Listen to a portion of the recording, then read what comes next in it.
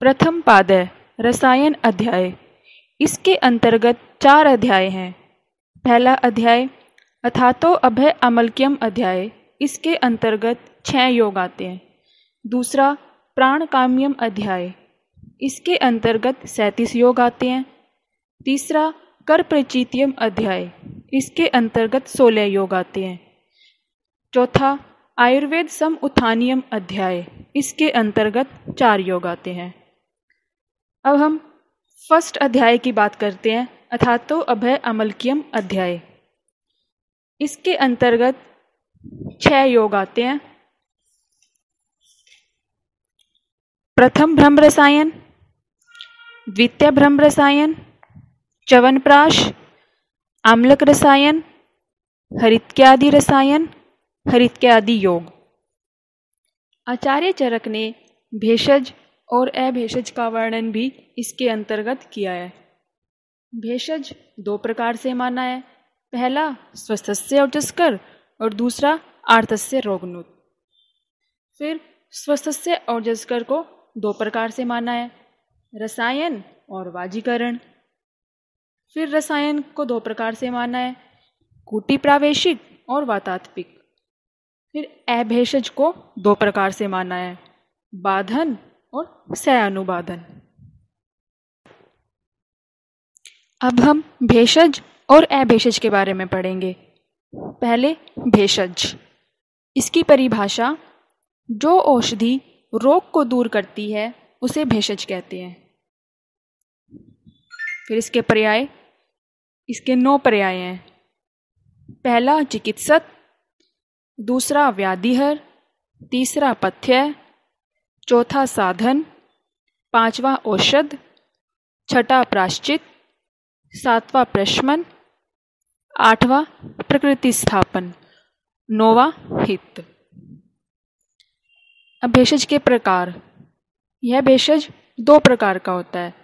पहला जो स्वस्थ पुरुष के उत्तम भाव को बढ़ाने वाला हो, और दूसरा रोग आक्रांत व्यक्ति के रोग को दूर करने वाला हो। अब अभेषज, इसकी परिभाषा जो द्रव्य रोग के भय को दूर न करता हो उसे अभेषज कहते हैं। प्रकार, यह 2 प्रकार का होता है, बाधन और सयानुबाधन। बाधन उसे कहेंगे जो उसी क्षण कष्ट उत्पन्न करता है या उसी समय उत्पन्न होता है, उसे बाधन कहते हैं। जैसे विष जो होता है वो सदैव प्राणघातक होता है। दूसरा सयानुबाधन, जो कालांतर में उत्पन्न करता है, जो बहुत समय के बाद उत्पन्न होता है, उसे सयानुबाधन कहते हैं। जैसे दूषी विष का सेवन कर लेने पर वह कालांतर चिरकारी कष्ट होता है। जैसा कि हमने पीछे पढ़ा है कि भेषज के अंतर्गत 2 प्रकार हैं, स्वस्थस्य औजस्कर और आर्तस्य रोगनुत। स्वस्थस्य औजस्कर के अंतर्गत रसायन और वाजीकरण का वर्णन अब हम कर रहे हैं। पहला रसायन, इसकी परिभाषा, इसका श्लोक है, लाभ उपायो ही शस्तानाम रसादीनाम रसायनम। इसकी हिंदी, जो उत्तम रसादी धातुओं को प्राप्त करने का जो उपाय है उसे रसायन कहते हैं। इसके गुण, यह दीर्घ आयु, स्मरण शक्ति, मेधा, आरोग्य, प्रभा आदि गुणों को प्राप्त करता है। अब वाजीकरण, इसकी परिभाषा जो भेषज अपत्य संतान अर्थात पुत्र, पौत्र, परपौत्र आदि का विस्तार करने वाला हो उसे वाजीकरण कहते हैं।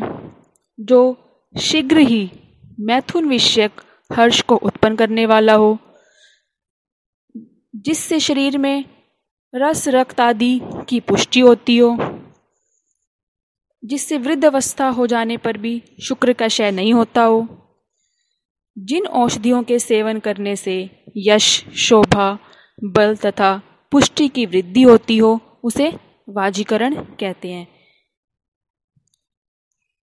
जो रसायन और वाजीकरण स्वस्थ पुरुष के लिए सबसे उत्तम माना गया है, लेकिन जो रसायन होता है वह श्रेष्ठ होता है, क्योंकि इसमें सात्विक गुण की प्राप्ति होती है। वाजीकरण जो होता है वो अश्रेष्ठ है, क्योंकि इसमें राजस गुण की प्राप्ति होती है। रसायन प्रयोग करने की विधि, यह विधि 2 प्रकार से बताई गई है। पहली कूटी प्रावेशिक, दूसरी वातात्मिक।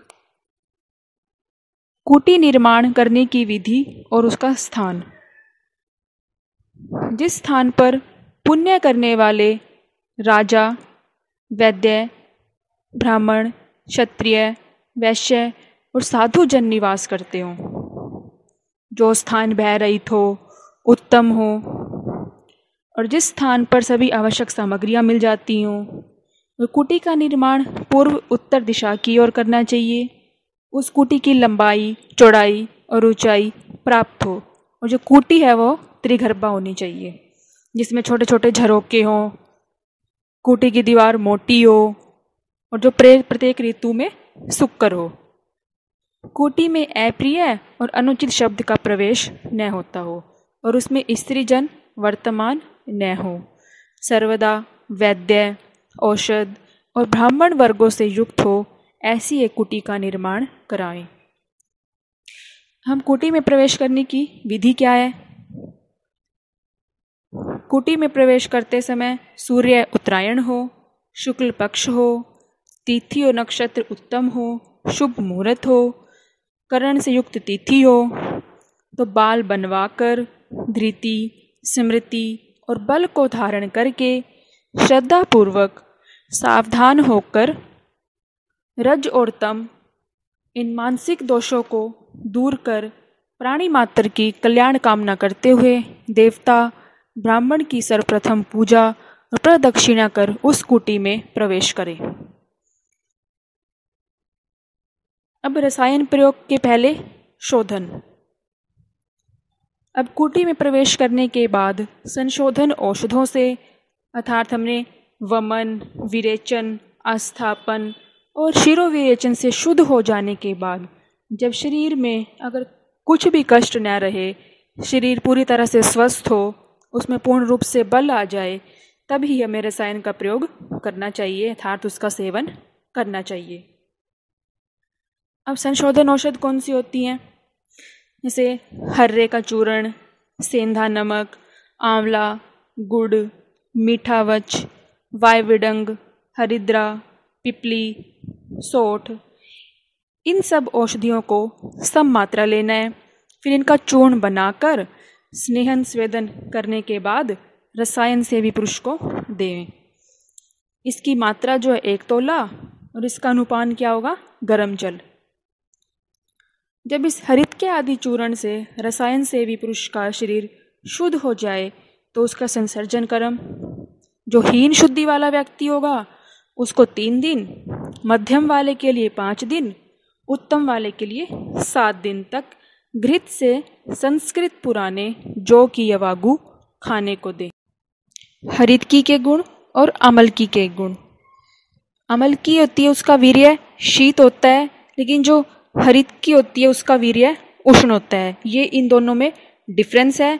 और हरड़ और आंवला और जो गुण होते हैं वो सभी सेम होते हैं दोनों के। हरितकी में लवण रस छोड़कर सभी रस पाए जाते हैं। वात अनुलोमन होती है हरितकी, लघु दीपन पाचन करने वाली होती है, और उत्तम व स्थापक होती है। अब इंडिकेशन क्या है? कुष्ठ में, उदाव्रत में, शोष, पांडुरोग आदि। इसके अयोग्य व्यक्ति, हरितकी किसको नहीं देनी चाहिए? अजीर्ण के रोगी को, रुक्ष भोजन करने वाले को, अधिक मैथुन करने वाले को, अधिक मदिरापान का सेवन करने वाले। ठीक है। अब हरितकी और आंवला, जो उस बीज रहित फल का प्रयोग जो हम करते हैं उसको अमृत तुल्य माना जाता है। इसकी श्रेष्ठ औषधि जो होती है, सौम्य औषधि हिमालय पर्वत पर मिलती है और आग्नेय औषधि विंध्य पर्वत पर।